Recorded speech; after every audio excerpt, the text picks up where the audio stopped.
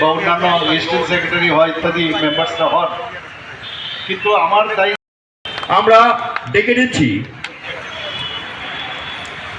যারা রয়েছেন, মায়েরা বোনেরা যারা রয়েছেন এবং সমস্ত এলাকাবাসী যারা রয়েছেন, মায়েরা বোনেরা যারা রয়েছেন এবং সমস্ত এলাকাবাসী আমাদের ক্লাবে শুরু হয়েছে। সেই সময় থেকে রক্তদানের জন্য সবচেয়ে বেশি যিনি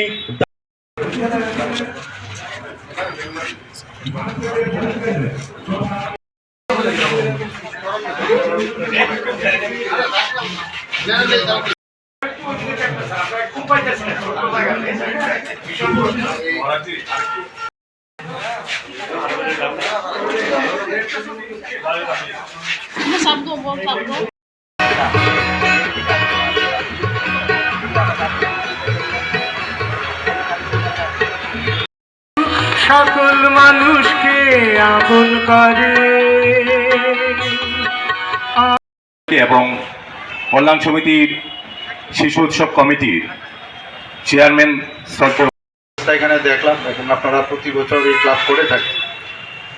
আগে আমরা ক্লাব সম্পর্কে যে ধারণা ছিল এখন কিন্তু কমপ্লিটলি চেঞ্জ হয়ে গেছে।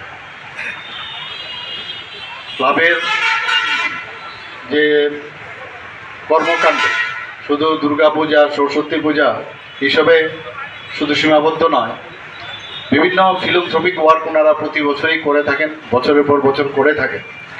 আমরা দেখেছি কোভিডের সময়ে ক্লাবের ভূমিকাও আমরা দেখেছি। ক্লাব যেভাবে সামনের দিকে এগিয়ে এসছে সেটা সত্যি মানে ধন্যবাদের যোগ্য, এবং ধন্যবাদ দিলে কমই হবে।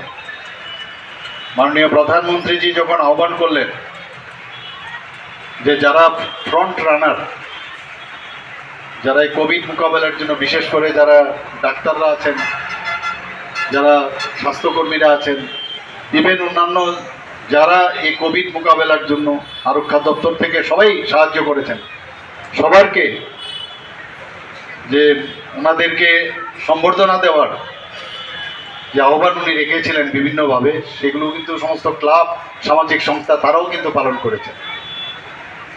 আমরা 70 দশকে আমরা দেখেছি ক্লাব সংস্কৃতি, সব জায়গায় আমরা দেখতাম তখন মানে অস্ত্রের ঝংকার আমরা দেখতাম। এখন কিন্তু সেই জিনিসগুলো আর নেই।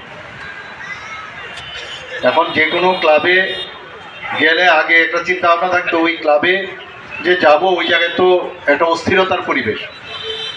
এখন আমি যে কোনো জায়গায় যাই দেখি মেয়েরা, আমাদের যারা মারা আছেন, বোনেরা আছেন, তারা কিন্তু এখন ক্লাবের সাথে যুক্ত হচ্ছেন।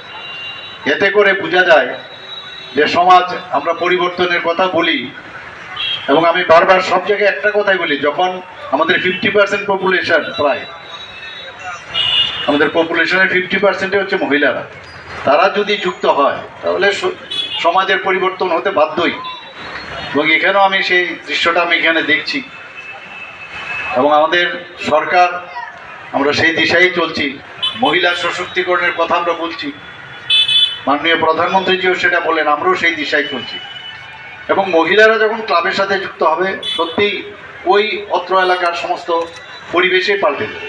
আজকে এখানে যারা শিশুরা এসছে, আমি বলবো ওরা অঙ্কুরোদ্গম হচ্ছে, ওদেরকে ঠিকভাবে লালন পালন যদি করা যায় তাহলে ওরা প্রপারলি বেড়ে উঠবে।